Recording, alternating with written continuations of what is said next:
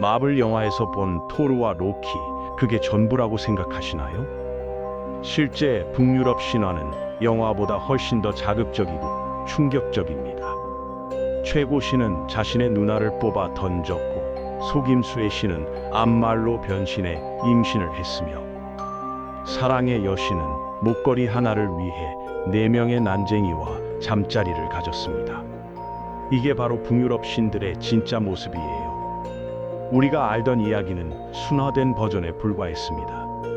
더 놀라운 건 이 신들이 우리가 생각하는 완벽한 존재들이 아니라는 거예요. 그들은 욕망에 굴복하고 충동적으로 행동하며 때로는 비극적인 선택을 합니다.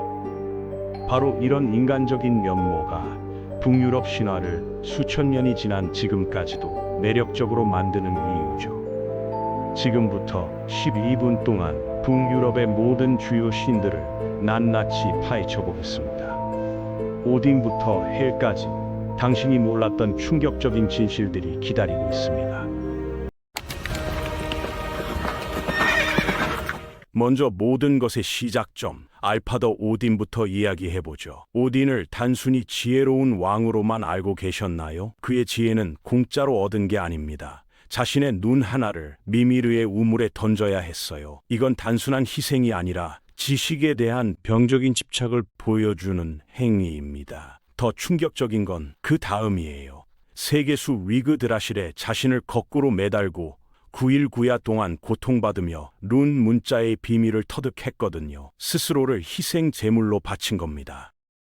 그의 두 까마귀 흑인과 무늬는 단순한 애완동물이 아닙니다. 이들은 매일 9세계를 돌아다니며 모든 정보를 수집해 오딘에게 보고해요. 완벽한 감시 체계죠. 현대로 치면 전 세계의 정보망을 구축한 거대한 첩보 조직의 수장과 같은 모습입니다. 그는 모든 것을 알고 모든 것을 통제하려 했어요.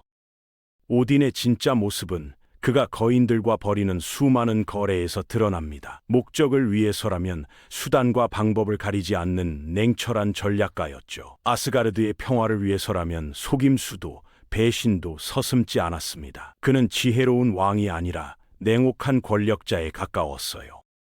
이제 번개의 주인 토르에 대해 살펴보겠습니다. 그의 강력한 무기 무리르, 이 망치가 어떻게 만들어졌는지 아시나요? 로키의 장난 때문에 시프의 머리카락이 잘린 사건에서 시작됐어요. 로키가 잘못을 만회하려고 드워프들에게 새 머리카락을 주문하면서 그 과정에서 묠리르가 탄생한 겁니다. 토르의 성격은 우리가 생각하는 것처럼 항상 영웅적이지만은 않았어요. 충동적이고 감정적인 면모가 강했거든요. 거인들을 만날 때마다 망치로 두개골을 박살냈다는 표현이 과장이 아닙니다. 그는 정의의 수호자라기보다는 폭력적인 전사에 가까웠죠. 그의 어머니가 대지의 여신이라는 점도 흥미로워요. 이건 그가 단순히 하늘의 신이 아니라 땅과 하늘을 연결하는 존재임을 의미합니다.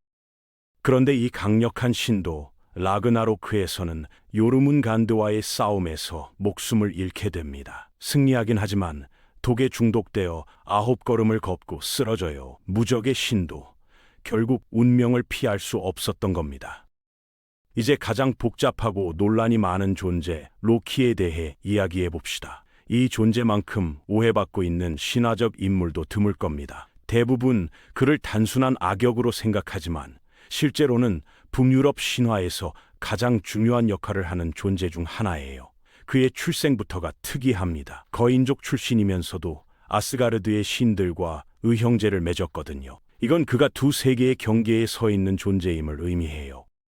로키의 변신 능력은 단순한 마법이 아닙니다. 정체성 자체가 유동적이었어요. 그는 심지어 암말로 변신해서 임신까지 했습니다. 그렇게 낳은 게 오딘의 8다리 말 슬레이프니르예요. 이 정도면 변신의 경지를 넘어선 수준이죠. 그가 저지른 수많은 장난들을 보면 그 결과가 항상 재앙적이지만은 않다는 걸 알 수 있어요. 오히려 많은 경우 그의 행동이 신들에게 더 큰 이익을 가져다 주기도 했거든요.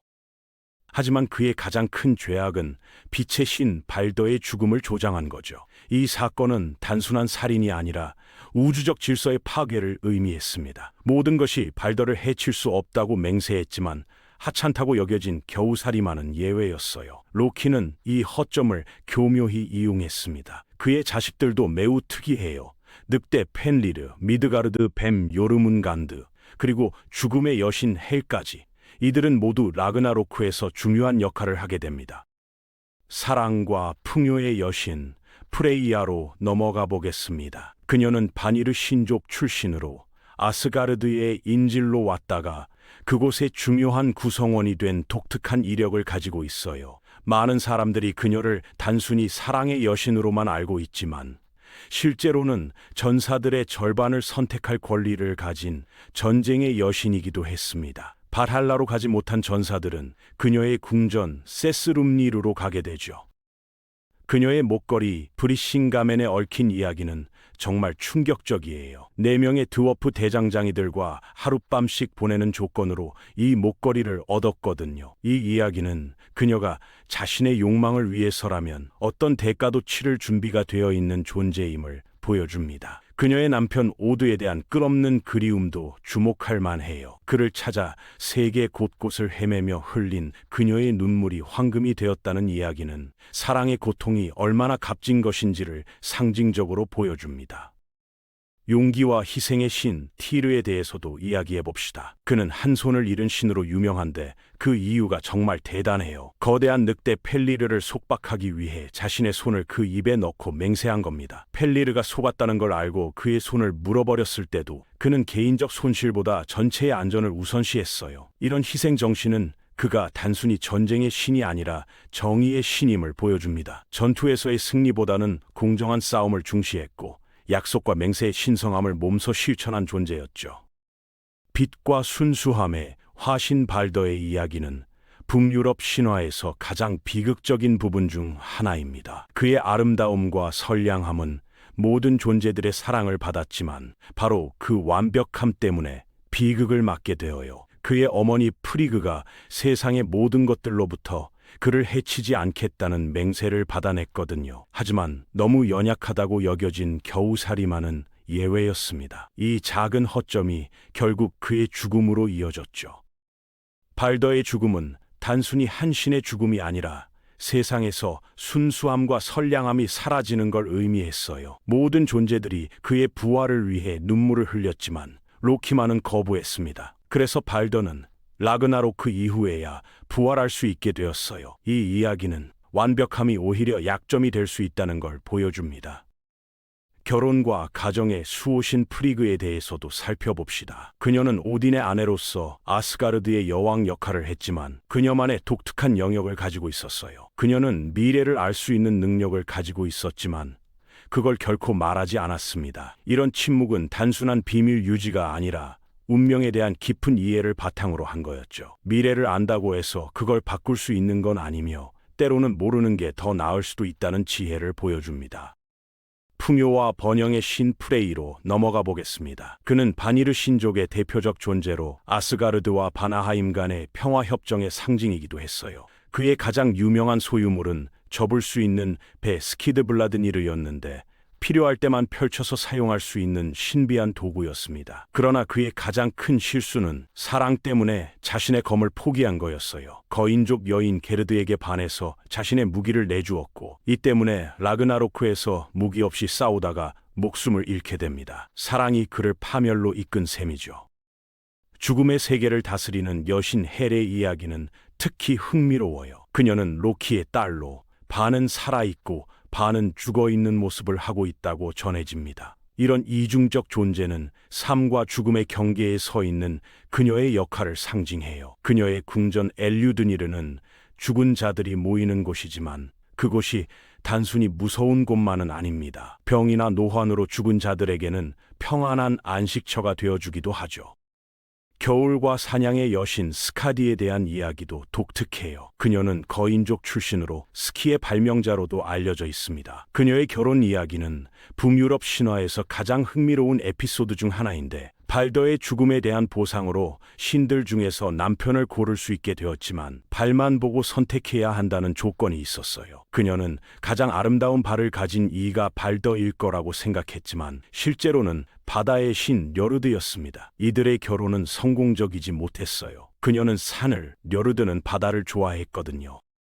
태양의 여신 솔의 이야기는 매일 반복되는 우주적 드라마예요. 그녀는 매일 늑대 스콜에게 쫓기며 하늘을 달리고 있으며 라그나로크 때 결국 잡아먹히게 됩니다. 하지만 그녀의 딸이 그 역할을 이어받아 새로운 세상을 밝히게 되죠. 이런 순환적 구조는 북유럽 신화의 특징 중 하나예요. 끝은 곧 새로운 시작을 의미하며 파괴 속에서도 희망의 씨앗이 남아있다는 걸 보여줍니다.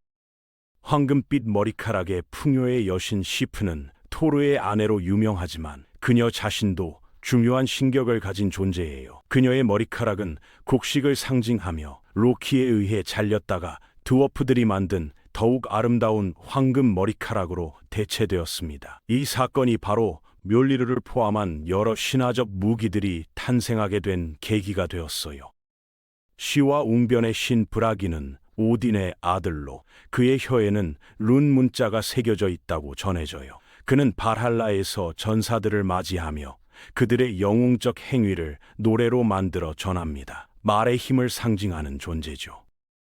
이처럼 북유럽 신화의 신들은 각각 독특한 개성과 역할을 가지고 있으며 그들의 이야기는 단순한 선악 구조를 넘어선 복잡한 인간성을 보여줘요. 이들은 완벽한 존재가 아니라 각자의 약점과 한계를 가진 존재들이며 바로 그렇기 때문에 더욱 인간적으로 느껴지는 겁니다. 오딘의 집착, 토르의 충동성, 로키의 양면성, 프레이야의 욕망, 티르의 희생, 프레이의 사랑.